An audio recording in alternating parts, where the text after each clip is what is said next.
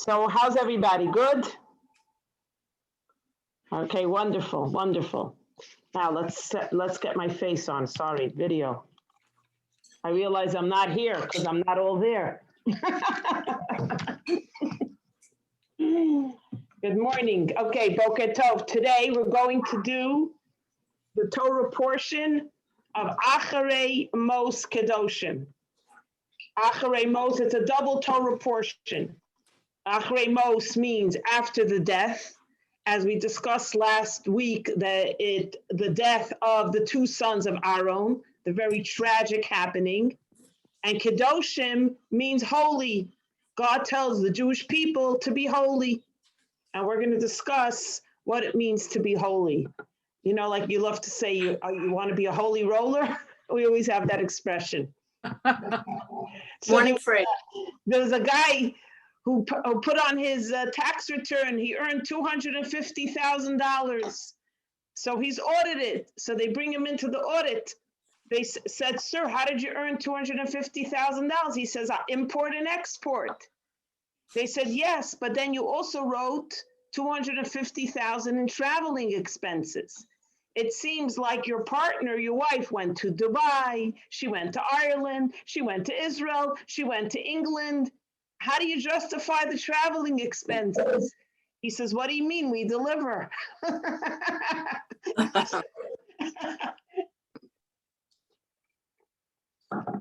So anyway, this week's total portion, we're going to start with Acharei Mos Kedoshim.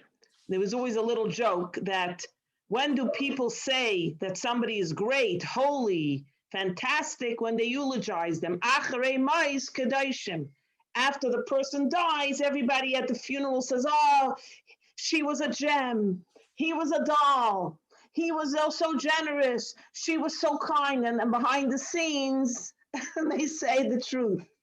The Acharei Mos Kedoshim, after people die, you could say good things about them. But during their lifetime, not necessarily do they reflect the qualities that they have to live by.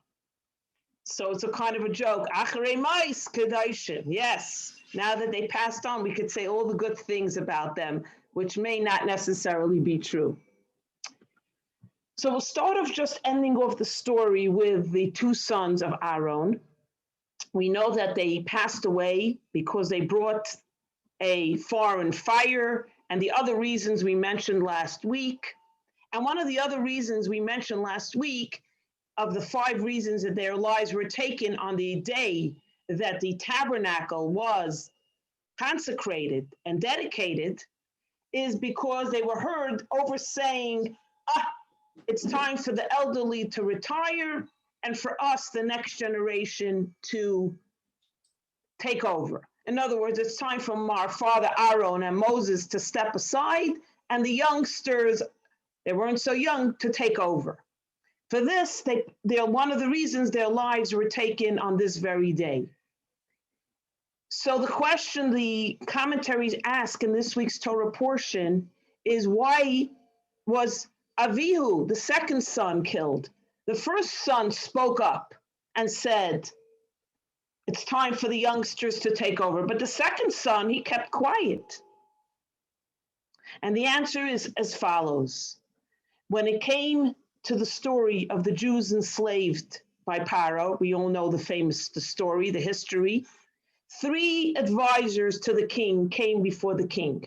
The king said to his 3 advisors, what should I do about these Jewish people? They're populating Egypt. They're going to take over. There's too many of these Hebrew Israelites. What should we do with them? So Bilam, the prophet Bilam, not a Jewish prophet, said to Pharaoh, what do you mean? Throw all the boys into the river, Nile, kill them. And the girls send into Egyptian families, so they're raised as Egyptians. Eov, kept quiet. He kept quiet. And Jethro, Yisro, who ends up being the father-in-law of Moses, said, absolutely not. This is horrible. This is terrible. How could you do this to people? How could you persecute people? And for that, he was banished from Egypt. As we later find out, Moses ends up in his house and he marries Jethro, Yisro's oldest daughter, Zipporah. And Job, kept quiet. And if you read the book of Job in the prophets, you see that Job lived a life of tremendous pain and misery and illness. And there's a whole book of the prophets written about Job, Eov. In other words, this story with Paro teaches us that silence is also a crime. Keeping quiet, you might say, you know what, I kept quiet. I abstained. You know, sometimes you have a vote and you feel virtuous because you abstained. So no one's going to be angry at you. The yes people won't be angry. And the nobody, they'll say, okay, he or she abstained. But sometimes abstaining, silence, could be the worst crime. And I want to read this to you just to illustrate it. In Germany, they came first for the communists. And I didn't speak up because I wasn't a communist. Then they came for the Jews. And I didn't speak up because I wasn't a Jew. Then they came for the trade unions. And I didn't speak up because I wasn't a trade unionist. Then they came for the Catholics, and I didn't speak up because I was a Protestant. And then they came for me, and by that time, no one was left to speak up. Written by Martin Niemöller, very famous passage. I don't know if you've heard it, it's very, very famous, but I wanted to read the original.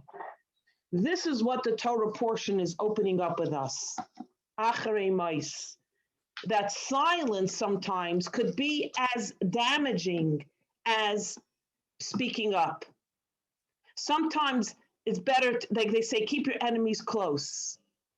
Keep your friends close and your enemies closer.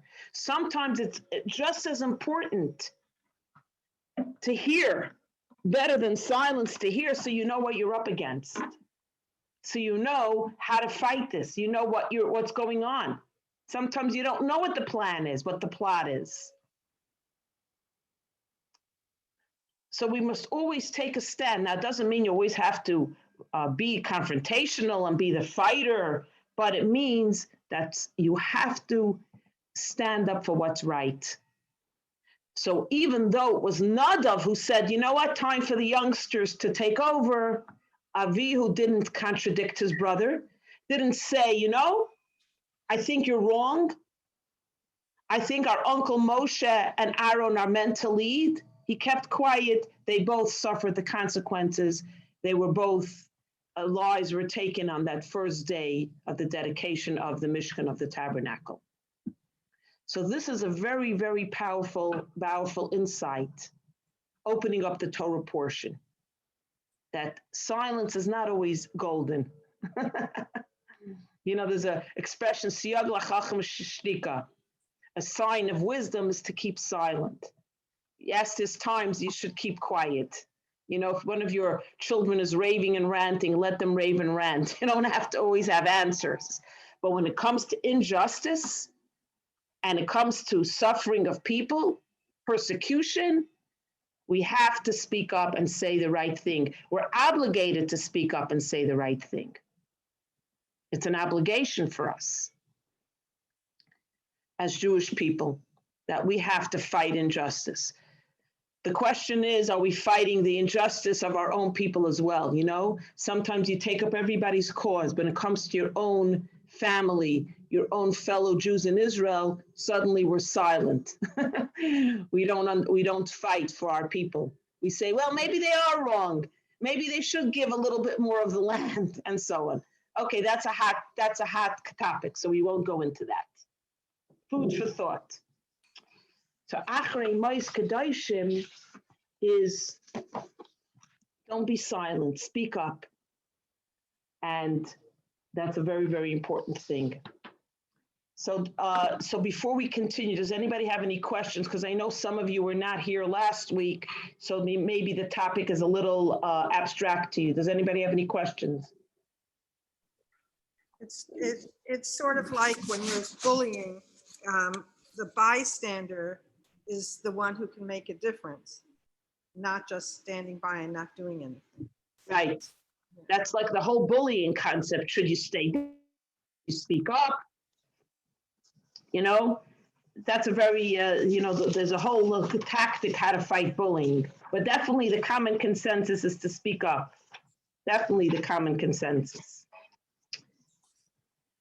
So it's so interesting, the opening verse of Acharei Mos, and now we're in the Torah portion of Kedoshim, because I really want to focus on that Torah portion, is God says to the Jewish people something very interesting. I'll read it to you. Vayidaber Hashem al Moshe lemor, and Hashem, God, spoke to Moses, saying, Daber el kol hadas b'nei Yisrael, speak to all the people of Israel, v'amarta alayim, say to them, Kedoshim tihiyu, you shall be holy, ki kodesh ani Hashem Elokeichem. Why should you be holy? Because I'm holy. Okay, this is what Moses tells the Jewish people. You have to be a holy people. Why? Because God is holy. So Rashi asks a question, what does this mean? Just because God is holy means we're holy. What does this mean? It's a little bit cryptic what it means. And what does it mean to be holy, by the way, which I'm going to ask, let's discuss in a second. What is holiness? Is it being spiritual? Is it being esoteric? Is Madonna holy? You know, she wears a red band. She goes to Kabbalah place in Manhattan. She calls herself Esther. Is she holy? What about the guy in Tibet? What's his name? The Dalai Lama. Is he holy? What makes a person holy? And what is God telling us? You be holy because I'm holy. Really? Each and every one of us is one of God. We're gods like God. Are we even on the same parallel level of God? So what exactly is God telling us to be, and how do we be holy? What is holy? So Rashi says, we're going to start with the very preliminary, the very basic, because Rashi is the basic commentary. Rashi says something very fascinating, which I think tied into last week's discussion on modesty and mikvah and relationships and,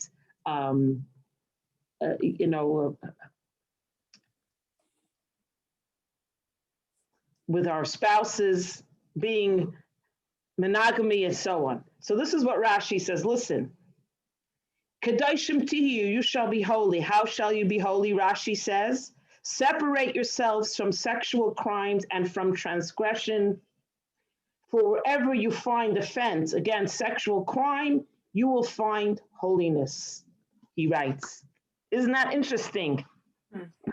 Of all things to choose, he chooses the concept of, again, relationships between men and women to as an example of holiness. Because Freida, I think if you can't have that with your intimate partner, then how could you be possibly expect to do it with other people that you're not so close with? So you're saying that it's because with the holiness is in with the relationship. Right. Exactly. Okay. So who wants to share their insight? Does anybody want to share their insight here? What does it mean to be holy? Why does Rashi use this as an example? He could have said, being holy means praying all day. Being holy is doing the 613 mitzvahs, even though this is one of the mitzvahs. I think it's the most basic part of being holy. Not to abuse children, not to, what did you say? Separate yourself against sexual crimes. It's the most basic part of being holy. Start there. Yeah, the foundation of the universe, perhaps, Rashi's saying. What is the foundation of the universe, if not the relationship that builds the world? Does anybody want to add anything to that? Maybe making choices and noticing differences. You have a choice to do this or that, and there are differences between, like Shabbat and the rest of the week, or, that kind of thing. That's very good. You're saying that there's defining boundaries, like even during the week, we have the 6 days of the week and then Shabbat. There's a difference. That's also a boundary. 6 days of the week, we do whatever we like. We work, and then suddenly Shabbos it's on a higher level. We abstain from electronics, we abstain from driving and all the mitzvahs, the do's and don'ts of Shabbos, cooking and so on. That's very nice. That's a very nice insight. I didn't think of that. So maybe it's telling us that being holy is defining the concept of boundaries and separation.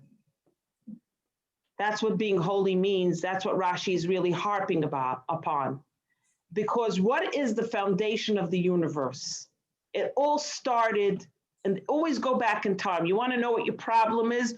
Go back in time. The therapist, the psychiatrist, they always take you back. Tell me what happened in your life. Tell me what kind of parents you had. Tell me what kind of relationships with your siblings. They take you back. So let's go back and see, why is Rashi saying this is the foundation of being holy? When you go back in time, God created the world and put one man and one woman into the world, and they got married. Kedoshim means sanctity, marriage, and that's where it all began. With the one man, one woman, to each other, loyal to each other, married together, and they began to build the universe. So the home, the bayis, the foundation of the universe is that relationship. The loyalty of the husband to the wife and the wife to the husband and to the children is the foundation of our universe. And that's why the first Torah portion, the first book of the Torah, begins with what letter? B. Right? Bereshit. Bays. Why not Aleph? Aleph is God. Aleph is one. Shouldn't the Torah portion have started, Anaichi, I, God, created the heaven and the earth? No. It starts with Bereshis. In the beginning, Bet. 2. The world started with 2, the husband and the wife, the man and the woman, because that's the foundation of the universe. They say, how do you judge society? Look into one house, peek into one family, peek into one relationship. Is that home filled with love and joy and harmony and loyalty and dignity and ethical morals? Then the whole world is filled with that. But if you look into one home and there is distrust and hate and fighting and disloyalty and distrust, then that's what society will reflect. So every home is a microcosm of the universe. Your home is a microcosm of our universe, a microcosm of society. That's why it says start with your home. Start with your life. And that will exude the energy outside. So this is what Rashi is saying. The foundation of holiness starts with your relationships, your home, your life. Now let's go deeper. So Rashi says like this. What does it mean to be holy? It means you can only be holy. Now we're dealing with another commentary. If you follow the Torah and the mitzvahs. Holiness is dependent on the spiritual energy of God's wisdom, the Torah and mitzvahs. And let me explain. You meet a lot of people, like I just mentioned, they're very spiritual. Madonna, she's very spiritual. She's into souls. I'm just using her as an example because she's a celebrity. Or even the Dalai Lama, he might be very spiritual, very esoteric, and very good person, but doesn't make them holy people. Holy is not spiritual, and spiritual is not holy. How does something or somebody become holy? Only one way. God giving us a way to come holy through his Torah and through his mitzvahs, which means like this. If you take money is very materialistic. It's very mundane. It's very physical. If you take money and you give tzedakah, you take money and you feed the poor and the hungry. Money, which is the most unholy object in the world, one of the most unholy things, right? What's money? Money corrupts. Money is materialistic. Money is corrupting. Money could do so much damage. However, you take money and you utilize it for something holy, now money becomes holy. The only way to imbue the physical with holiness is through God's energy, through Torah and mitzvahs. So you could be very spiritual, but if you never do a mitzvah and you never study Torah, you can't be holy. You could be very spiritual, you could be very esoteric, you could be very soulful, you could meditate, you could have transcendental meditation, and you could be the kindest, nicest person in the world. But if you never do a mitzvah and you never study the Torah, it cannot be holy. Holiness is only that connection to Torah and mitzvahs. Yes, go ahead, Diane. So how does that factor into what we call a righteous Gentile? Because there are righteous Gentiles in the world. Yes, there are. I'll tell you right now how it factors in. It's the whole question of God's creations, all religions, all people, that just because somebody is born into a different faith or a different religion does not mean that they don't have a mission and purpose on earth. They do. But their mission and purpose on earth is not, let's say, your mission and purpose on earth. And taking it further, that if you're born Jewish, you have a different mission and purpose and a different way of achieving it. Your way is through Torah and mitzvahs. His and her way is the 7 Noahide laws, which incorporate morality, ethics, setting up courts of justice, respect for animals, and so on. The 7 Noahide laws given to the Gentiles of the universe. In other words, someone who's not Jewish is not required to keep Shabbos. Someone who's not Jewish is not required to keep kosher. Their soul has a different journey in this universe. No less important, but a different journey. Are you allowed to take a person's life like the Muslim creeds or whatever? Oh, let's kill them because they are, what do they call us? Infidels? Yeah, infidels. Is that our way? Absolutely not. One of the 7 Noahide laws is do not kill, do not steal, do not kidnap, do not murder. Set up courts of law. So whether you're born Jewish or not, whether you convert to Judaism according to Jewish law, your soul has its mission and journey in this world. No one and nothing is here by accident. There's no coincidences in this universe. Everything is divine providence. Like the story with the leaf we spoke about, the little worm that's hot. Remember that beautiful story of divine providence, that everything has a purpose. Every leaf, every branch, every ripple, everything has a purpose in this world.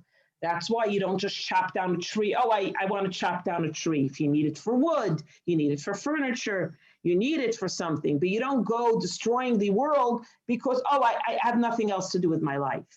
Everything has value. So to reiterate, holiness is directly connected to God, to Torah and mitzvahs. You can only be holy if it's a mitzvah. If you connect that act to a mitzvah, to the Torah, that's holiness. Spiritual does not equal holiness, and holiness doesn't equal spiritual, because a piece of meat is not spiritual.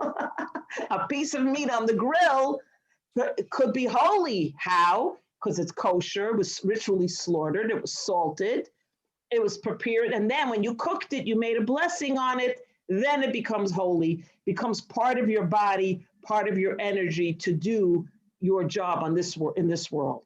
Again, not whole, not spiritual, a piece of meat, but definitely holy. You see the differentiation here? Mm-hmm, mm-hmm. This is what God is telling the Jewish people. Be holy means imbue everything through my Torah, through my mitzvahs, through my commandments. You can imbue the mundane with holiness and that holy energy. Now let's go even further. God says, be holy because I'm holy. What is God saying?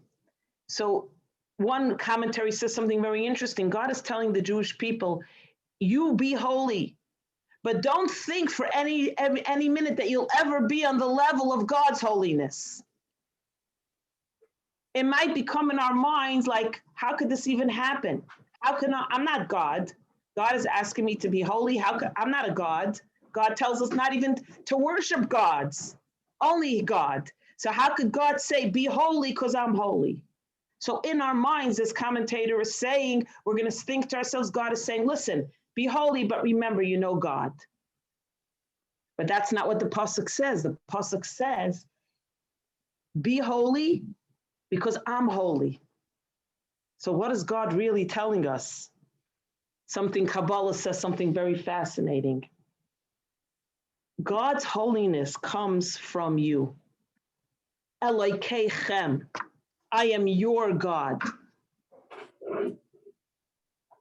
I am your God. So we're interconnected. So even though in your mind you'll say, listen, how could God say I'm holy as God? I can't be a God, but God is saying, yes, you are, because I am your God. We're in it together. We're in it together. I am your God. I'm holy, you're holy, I'm holy. In other words, your holiness defines me. Like it says, Ein melech b'lo. How could you have a king if there's no kingdom? You're king of what? You're king of the thorns, king of the who? How could you have a kingdom when there's no kingdom? How could you be a king? What are you the king of? So God is saying, my holiness depends on you. You're my kingdom. That's why I'm a king. Otherwise, how do we define it? So it's a very, very, to me, very fascinating insight, how God looks at us. I'm holy because you're holy, God says. And you're holy because I'm holy. It's a partnership. It's a partnership. So again, now we look at ourselves in the mirror in a whole different perspective. Because we tend to look at ourselves and say, look, what am I doing already? What am I doing? What did I do today already? By the time I cleaned, made the beds, made dinner, sent the kids off to school, and got to work, if I have a job, what did I do already? What did you do? Everything. You're holy. By very fact that your life is imbued with Torah and mitzvahs, even in the mundane, you're holy. You're holy. So though we go along to our lives and we do the most mundane things, we do laundry, we cook meals, we shop, we work in our offices, or we work online, we trade, we sell. By the very fact that our foundation of our lives is built on Torah and mitzvahs, even only some of them, not all of them, some of them, you're already a holy person. You're already a holy roller. So that's how you have to begin looking at yourself. From this Torah portion we see, open up the window and say to yourself, you know what? I'm a really great, holy person. Look at yourself now with a new reality, a new paradigm. You're no longer the regular gal from 13th Avenue. You are now, you have been elevated, ladies. You are now a new reality. Yes, you've made it. This is it. So this is to me very fascinating how God speaks to us. Really, really interesting to know that we can look at ourselves from a whole different perspective. And that's what I mentioned so many times. I want to mention again, it's so important that people said, how do you find happiness? This is how you find happiness. Because when everything you do, even the mundane, is part of a puzzle and you're completing the picture, it has meaning. But when your life is fragmented and it doesn't have a goal, a mission, a purpose, then everything just floats away and you're not finishing your portrait. It's like pieces of broken glass are scattered all over the world. But if every fragment is put together and is creating and fulfilling your mission and purpose in life as a Jew on this earth, then even the littlest things matter because it's part of the bigger picture. My granddaughter just finished a puzzle. She worked for 2 hours on this puzzle. I was amazed. She's 5 years old. She did like a 300-piece puzzle, but she was missing a few pieces.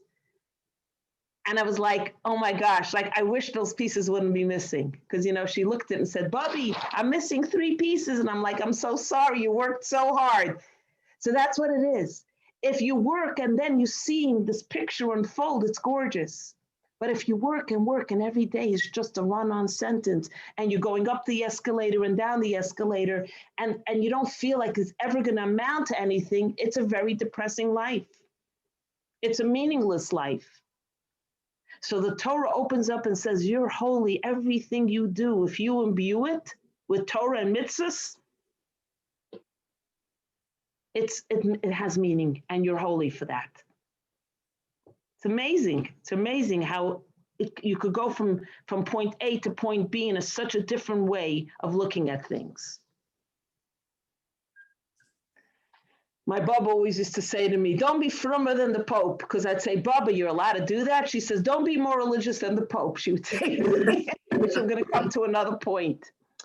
Torah is also telling us something very, very interesting in this week's Torah passage about human relationships. I'm going to read you the passage. Very beautiful, beautiful concept. So now we know we got to be holy. Now we're going to just delve a little bit in, how do we attain that? What are some things in our lives that give us a little perspective? So I folded the pages, a very beautiful concept. So the Torah moves forward and I'm going to share some insights. Is that okay? Yeah, sure. Like tidbits. So it says, and now it's telling us how to be holy. Don't do this, don't worship idolatry. I'll go through a few of the ideas. It says like this, Lo ta'aseh avil b'mishpat, lo tisa pnei dol. You shall not commit injustice in judgment. In other words, don't commit injustice in judgment. So you might read this passage and say to yourself, it's talking about the judges, Jewish judges. They sit in the court of law. So what is the Torah telling them? Be a righteous judge, right? Judge properly, judge correctly. But have you ever heard of the book called Ethics of Our Fathers, Pirkei Avot? Okay, so there's a beautiful custom in Judaism that between the holidays of Passover and Shavuos, and throughout the summer months, you start studying, one second. Shia? I thought my husband's here, I would ask. I think it's starting from the holiday of Shavuos. Throughout the summer, you study Pirkei Avot, Ethics of Our Fathers. Every week, you study one chapter of Ethics of Our Fathers, and it's basically human relations. And one of them is similar to what I said. When you're passing judgment, don't do it in justice. In other words, pass judgment righteously. So you might say, like I said before, just reiterating, maybe this has to do with the judges. If you're a judge, Judge Judy, Judge Fryer, one of the judges, you have to be a good judge. But I'm not a judge. But it's also talking of how we judge people, how we look at people, how we pass judgment without always knowing what's really going on. I want to just bring this because it's a beautiful, beautiful thing. And what does it say in Pirkei Avos, Ethics of the Fathers? You should judge every person to the side of merit. So tied into the Torah portion, you also have an Ethics of a Father, chapter 3, you should judge every person to the side of merit. What does this mean? So have you ever heard of Stephen Covey, The 7 Habits of Highly Effective People? Fantastic book if you haven't read it. I told you I also bought The 7 Habits of Highly Effective Teenagers. I read it to my kids every day at breakfast, and my kids finally said, Mom, maybe you should be reading it and using it for yourself. It with me. I used to read them a chapter every morning. It's a fantastic book. The 7 Habits of Highly Effective People by Stephen Covey, and he tells a fantastic story I want to share. So people are sitting on the train, and it's nice and quiet. You know, everybody's dozing off. You know how the train makes a sound, the chugga, chugga, chugga. People are reading books and newspapers. Someone's doing a crossword puzzle. A lady is crocheting. The train stops. The doors open, and a father with like 4 or 5 children, and it wasn't me, it's not about us, on with 4 loud, rambunctious children, and the whole train now becomes a whole different reality. The kids are fighting with each other. The kids are throwing things. The kids are falling on people. The kids are noisy. The kids are crying and loud. The father is patiently sitting there quietly. One man can't take it anymore. He gets up. He goes over to the father. He says, "Sir, before you got on the train, we had a very peaceful, quiet ride. Is there a way that you can gather in your kids and discipline them like they deserve to be disciplined and give us all a little peace and quiet?" And the father looks up at the man and he very calmly says, "Sir, you know, you're right. I think I'll try to rein my children in. You know, we just left the hospital. My wife has just died after a very painful, long illness. So excuse me that if the children are acting out a little bit after this very painful occurrence."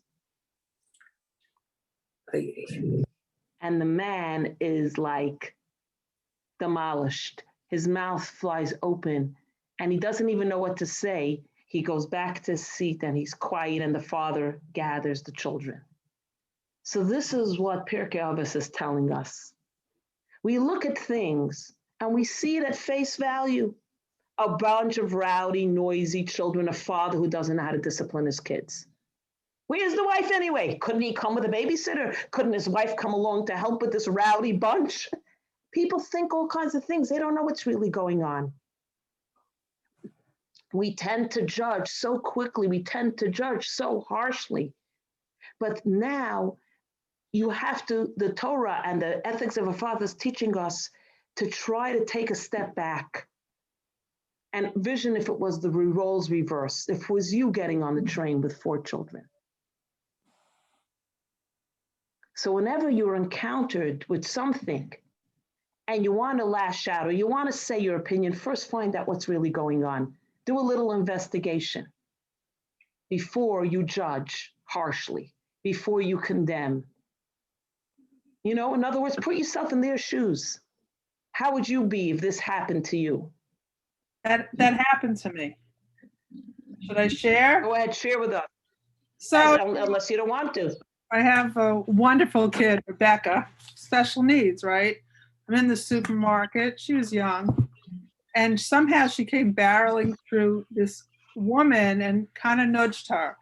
And the woman gave it to me, something awful.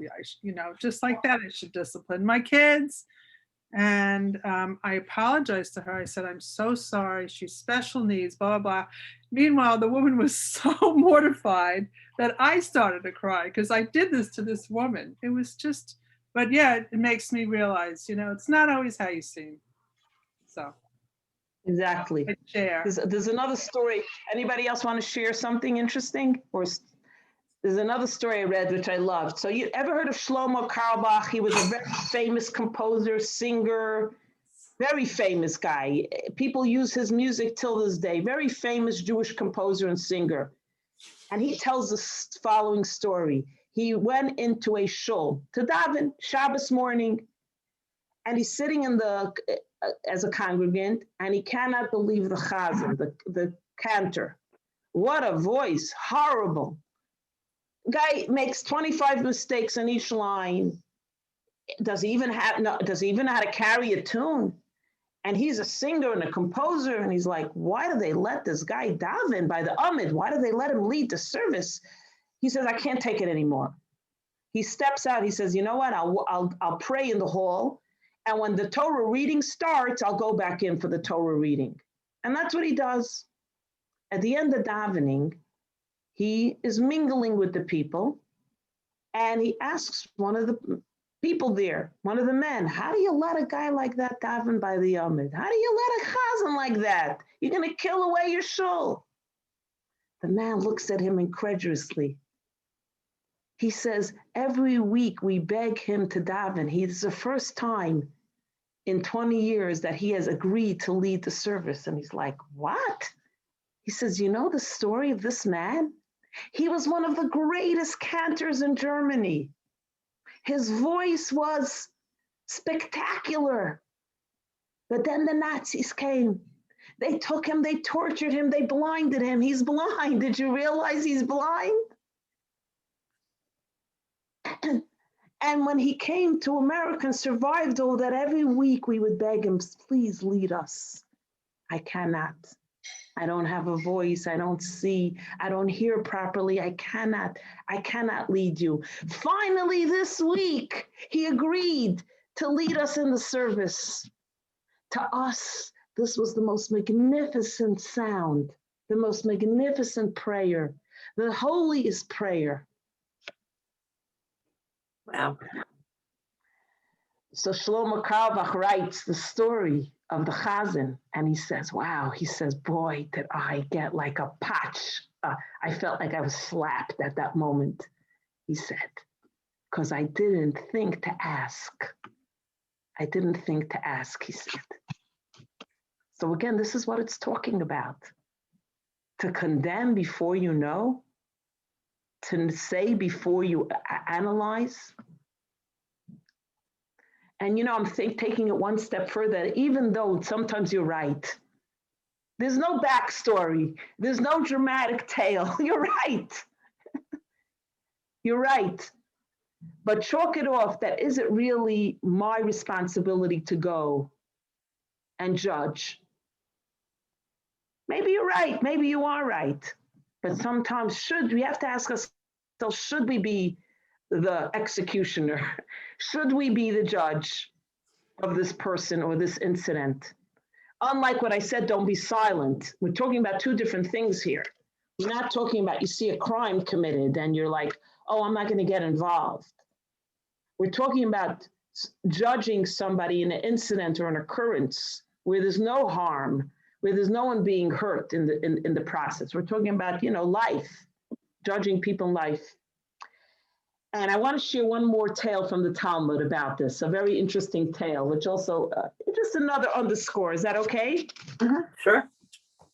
So the Talmud tells us a story.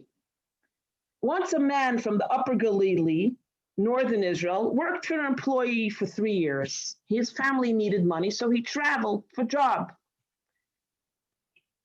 After Yom Kippur, he says to his employer, it's time for me to go home with the money for the 3 years of work. I have to give my wife and children money.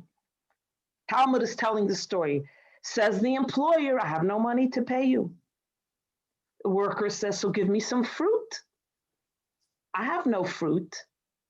So give me some land, a piece of land. I have no land. So give me some of your animals. I don't have any animals. Give me quilts and pillows then. I don't have any quilts or pillows. The worker, very disappointed, very upset, doesn't say anything. He packs his bag and he goes home. The wife wonders, where's husband works for 3 years? Nothing. A few months go by. The employer shows up at his door with the wages, with animals, with gifts, with blankets, with quilts.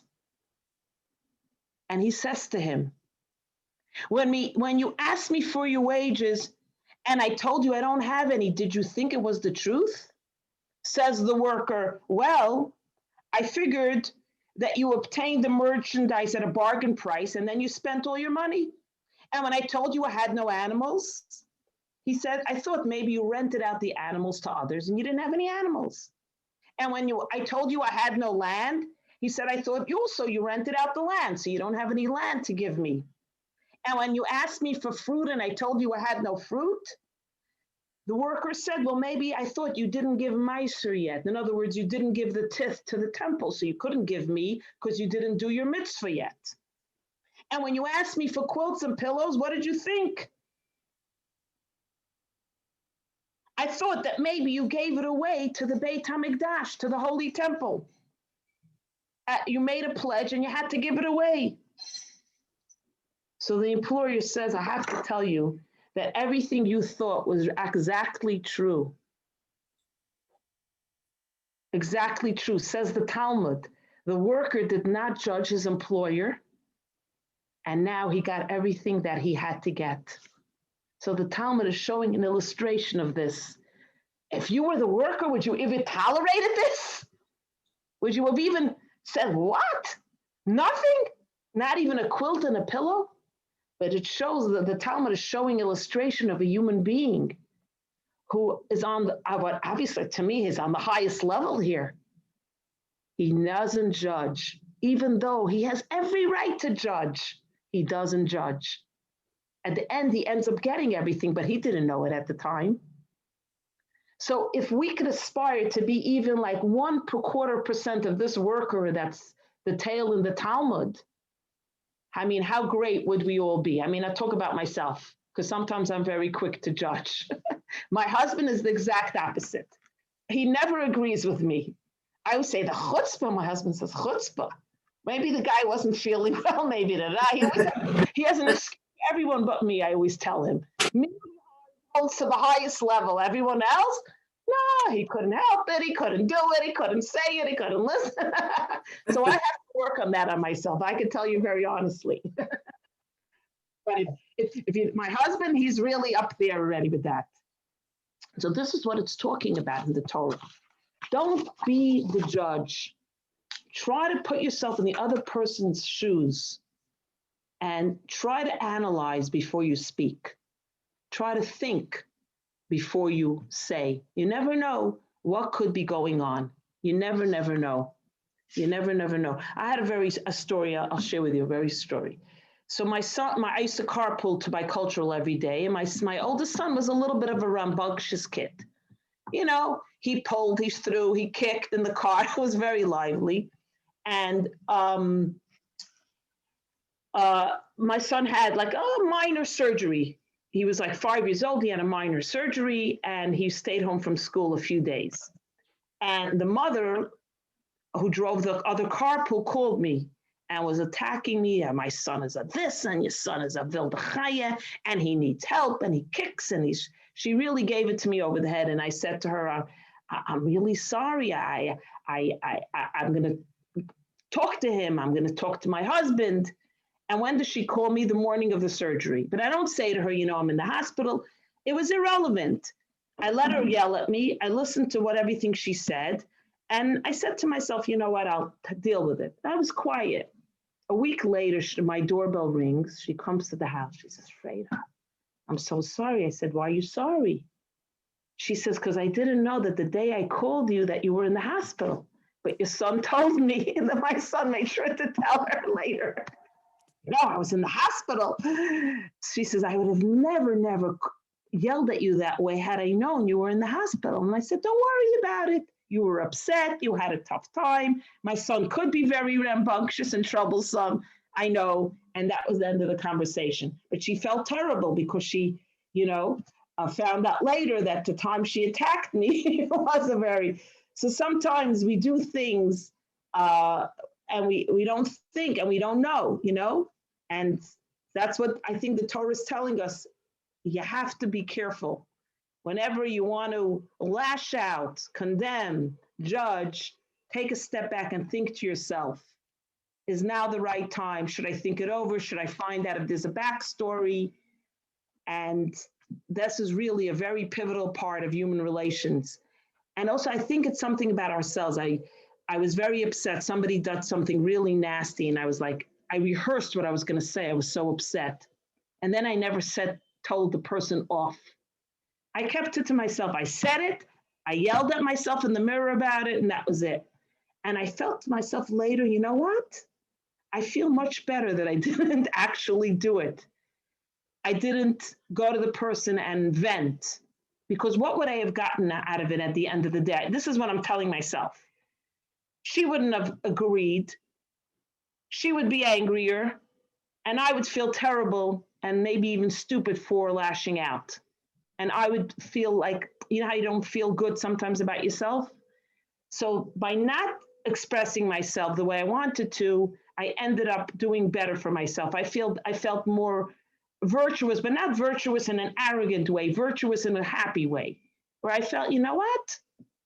I'm happier now. You don't always feel good when you rebuke someone. You know what I mean, right? Sometimes you feel bad about yourself later. So that's how I felt.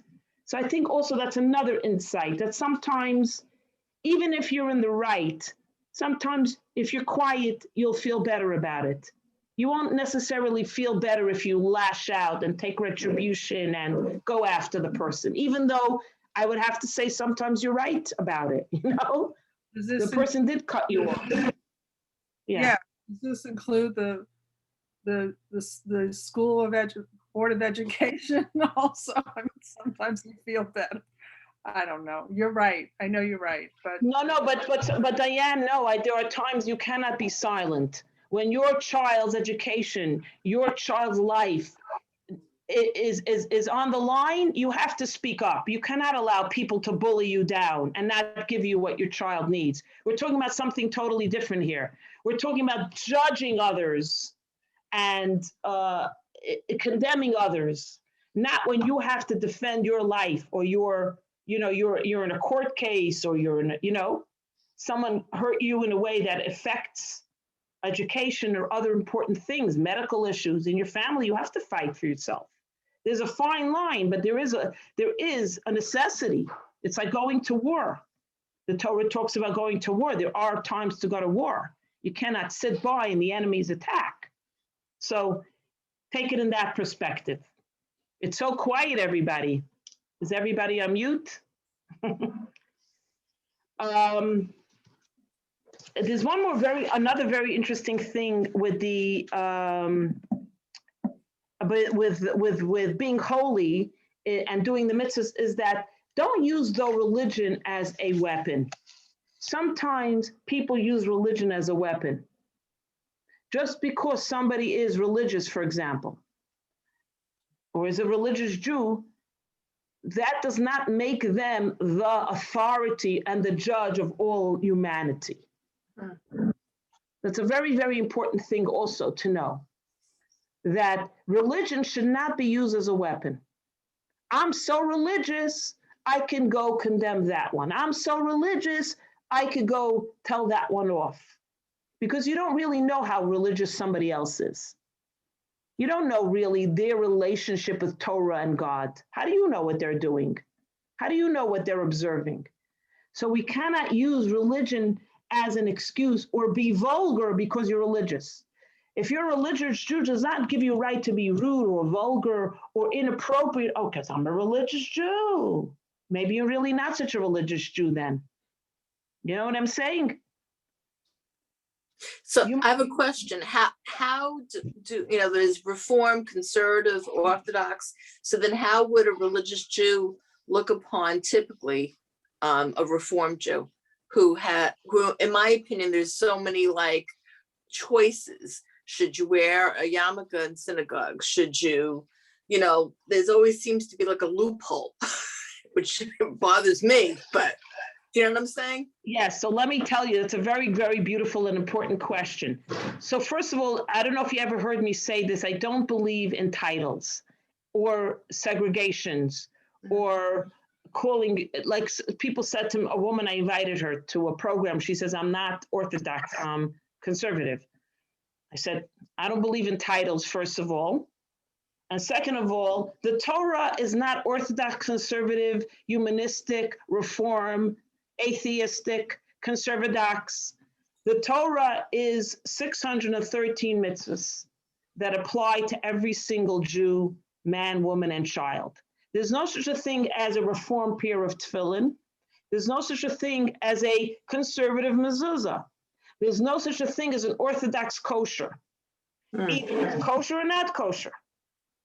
Either it's a properly written mezuzah as dictated by the Torah, or it's not properly written mezuzah as dictated by the Torah.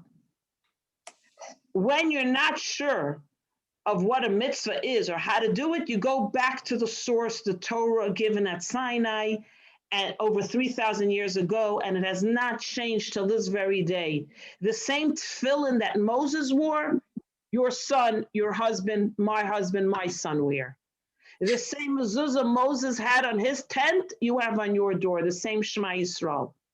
The same animals designated in the Torah as kosher are still kosher, and the same ones that are not kosher did not suddenly become kosher.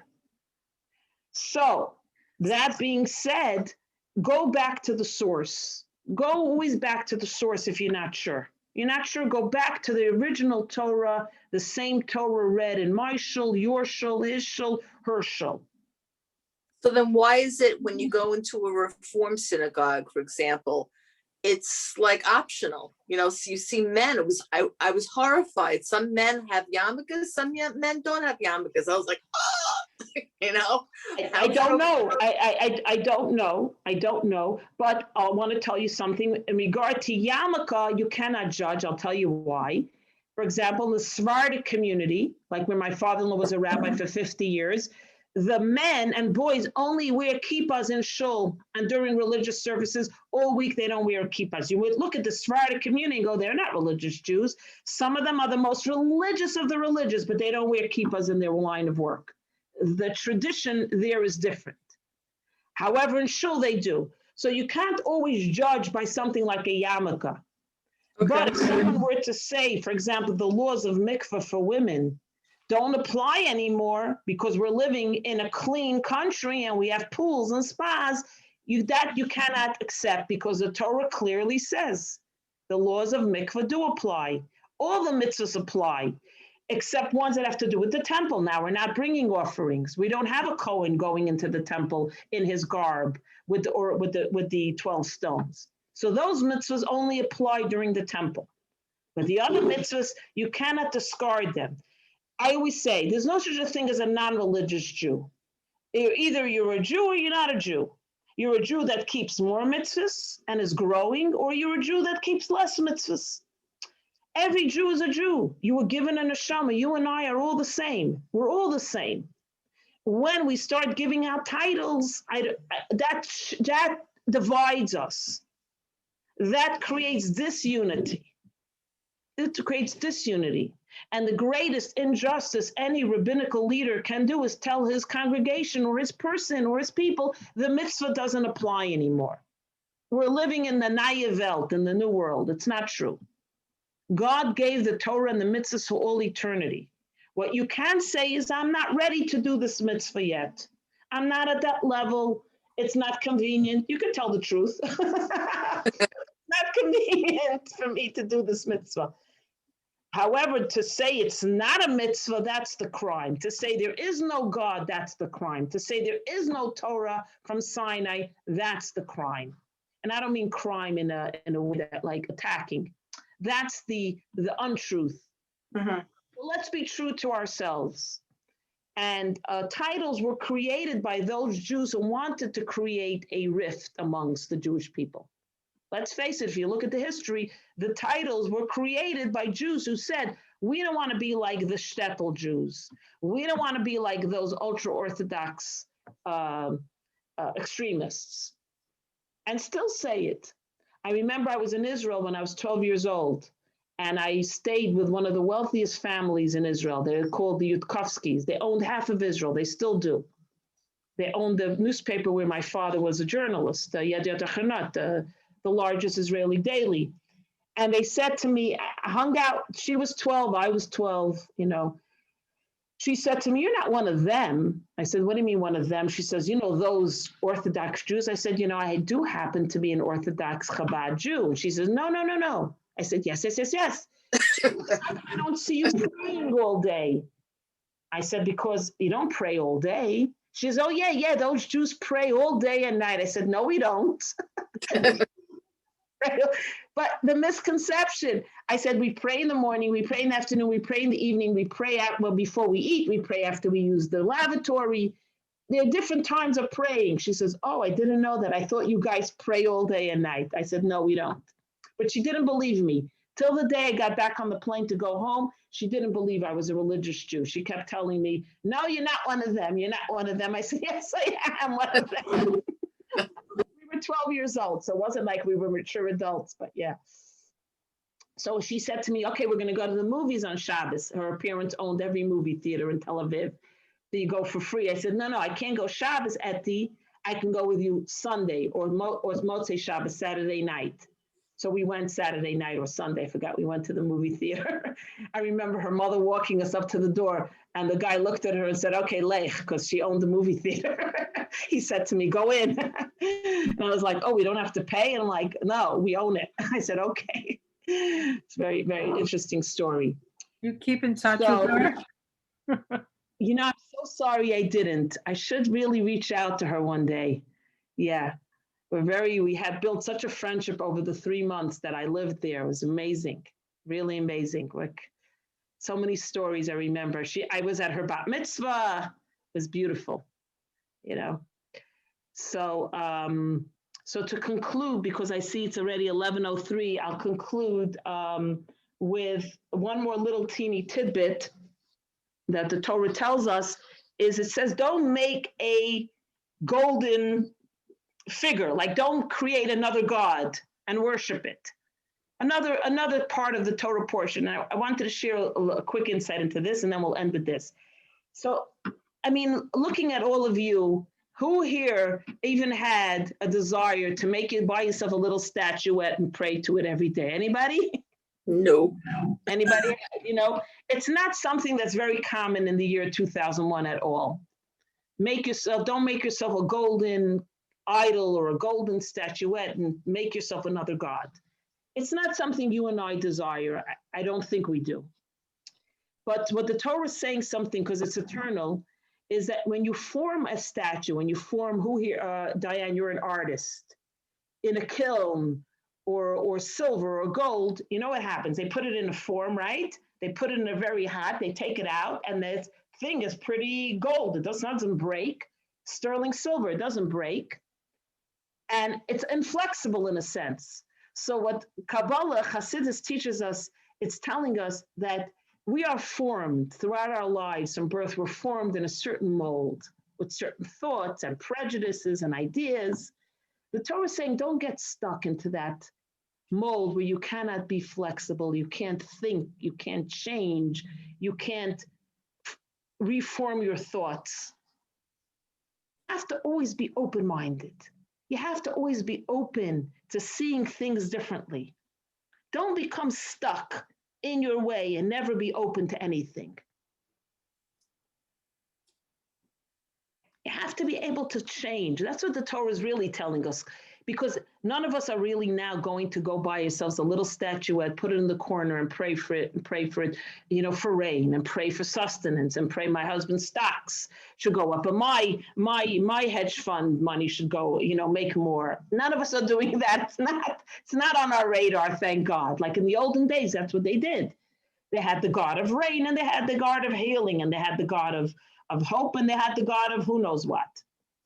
So the Torah is saying, do not create a golden or silver God that you can never be flexible. You can't be thinking for yourself. You're stuck and that's it. You're stuck and that's it. You cannot change. You can't be open-minded. Sometimes you say, I'll never do that. Next thing you know, you're doing it. Why? Because you realize it's a good thing. It's a good thing. I met a woman many years ago, and she said to me, Freida, you spoke to me about kosher. I'm now kosher. I said, why? She says, my children. My children came home, and they kept nudging me, Ma, I want to be kosher. Ma, I want to be kosher. She says, we are now kosher. So parents were set in our ways, but sometimes, you know what? I said, no, how's it going? She says, fantastic.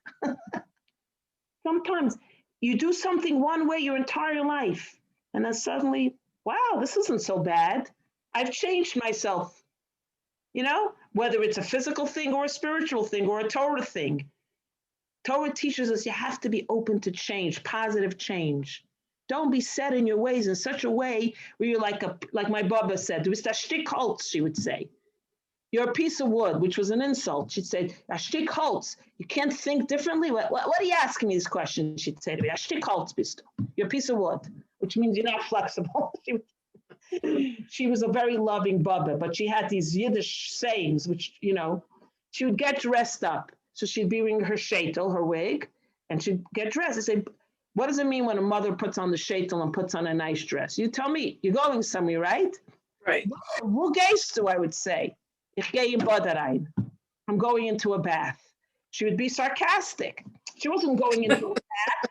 She just wanted to say, where do you think I'm going? What's your business? I'm going. So she'd say, ich gehe in Bad rein. So my kids make a joke.